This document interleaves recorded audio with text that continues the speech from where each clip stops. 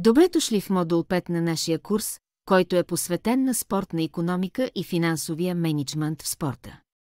Този модул има за цел да ви помогне да разберете финансовите аспекти на спортната индустрия и да ви предостави знания, за да правите информирани финансови решения.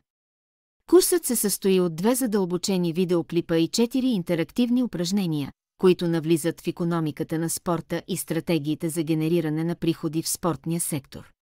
Ще разгледате различни бизнес модели, използвани в сектора, и ще научите за устойчиви начини на управление на спортен бизнес. По време на този модул ще придобиете ценни познания за финансовото функциониране на спортните организации. Ще разберете ключови понятия като потоци от приходи, управление на разходите и анализ на икономическото въздействие.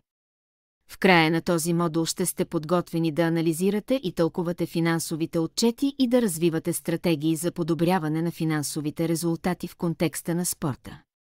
Ще развиете основни умения като финансово планиране, бюджетиране и финансов анализ.